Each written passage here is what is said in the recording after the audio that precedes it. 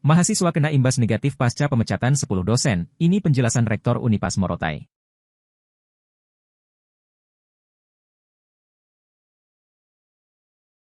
Senin, 10 Juli 2023, terjadi pemandangan tak biasa di Unipas Pulau Morotai.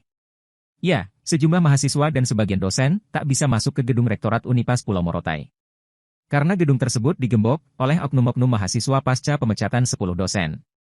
Amatan tribunternate.com, pintu utama masuk gedung rektorat disegel menggunakan balok. Sehingga mahasiswa dan dosen hanya bisa berdiri dan lalu lalang, sembari melihat ke arah dalam. Seorang mahasiswa Unipas Pulau Morotai, bernama Kasimbungan mengaku sangat menyayangkan pihak yayasan kampus yang memecat dosen-dosen tersebut. Yang semestinya hal itu tak dilakukan, karena mengingat akan diadakannya wisuda. 10 dosen yang dipecat diantaranya Dekan MIPA Unipas Pulau Morotai, Akmal Haji Dahlan. Di mana ia mengaku, tanpa adanya surat teguran sama sekali. Tiba-tiba surat pemecatannya sudah dikeluarkan oleh pihak yayasan. Ia mengaku benar adanya masuk dalam kepengurusan parpol, hanya saja karena ada opsi yang sudah disepakati dalam rapat. Maka ia lebih memilih mengabdi di kampus, melainkan menjadi pengurus parpol. Namun anehnya, ia tetap dilayangkan surat pemecatan dari Yayasan Unipas Pulau Morotai. Terpisah, Rektor Unipas Pulau Morotai, Irfan Haji ABD Rahman menjelaskan. Soal pemberhentian atau pemecatan dosen itu menjadi kewenangan pihak yayasan. Ia mengaku, persoalan beberapa dosen yang caleg maupun menjadi pengurus parpol, sudah diadakan rapat sebelumnya. Setelah rapat dengan yayasan, Irfan menyampaikan, sudah melayangkan surat ke para dosen. Sembari mengatakan pihaknya akan melakukan telaah dan berkoordinasi dengan yayasan untuk persoalan itu. Bahwa pengangkatan dan pemberhentian itu menjadi kewenangan yayasan. Kemudian kalau ditanya apakah pernah dilaksanakan rapat, benar kita pernah rapat pada bulan Mei, tepat tanggalnya saya lupa, tapi rapat tersebut Ketua Yayasan menyampaikan bahwa bagi dosen yang berkeinginan menjadi calon anggota legislatif tahun 2024, maka segera mengajukan surat pengunduran diri. Dari sebelum tanggal 14 Mei waktu DCS sampai pada jika tanggal 14 itu belum memasukkan surat pengunduran diri, maka yayasan akan melakukan proses pemberhentian dengan cara reforma.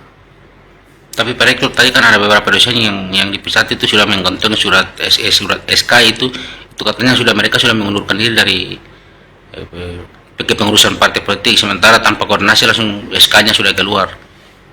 Iya, setelah pertemuan dengan yayasan, kami menyurat pada seluruh dosen yang diduga mengikuti caleg, kemudian menjadi pengurus partai politik, itu kami lakukan tanggal 8 Mei untuk dapat menindaklanjuti arahan yang disampaikan oleh yayasan.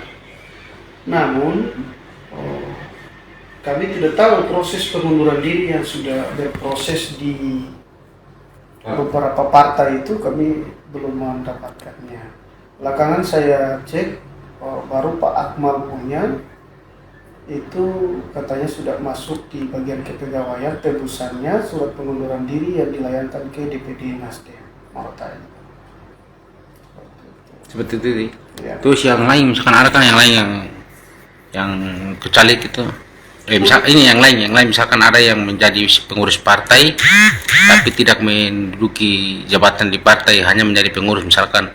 Terus lagi ada yang tidak menjadi misalkan ada pegang jabatan di kampus ini, terus menjadi kepengurusan partai, tapi nama mereka juga dipecat. Sementara dalam rapat itu mereka sampaikan bahwa ada kesepakatan lain, misalkan caleg itu langsung kalau misalkan mereka ikut caleg langsung mereka dikeluarkan dari kampus, tapi kalau tidak mengikuti caleg hanya menjadi pengurus partai biasa, apakah itu dipecat ataukah sama dengan mereka ikut? Oh, kalau yang itu nanti ditanyakan ke yayasan. Ya, lebih pastinya yayasan mengambil kebijakan. Saat ini baru 4 orang yang diberhentikan. Yang lain kan belum. Sampai saat ini kami juga belum menerima surat tebusan. Dari 4 orang. Apakah pertimbangannya kemudian yang terlibat di partai politik atau mencalonkan diri di tahun 2024 atau bekerja di instansi lain, penafsiran terhadap statuta tersebut dilakukan oleh yayasan.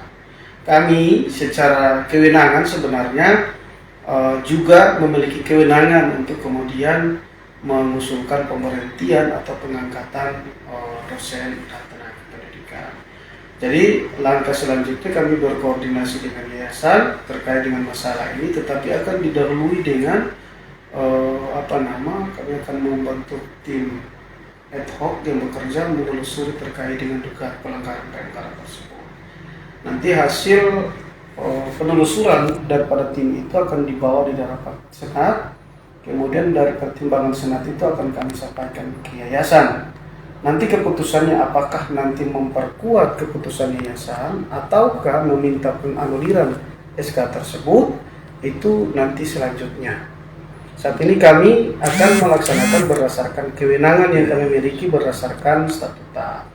Karena di dalam aras kewenangan pemberhentian dan pengangkatan itu benar, yayasan memiliki kewenangan, tetapi secara prosedural itu harus melalui rektorat. Terima kasih sudah nonton. Jangan lupa like, subscribe, dan share ya.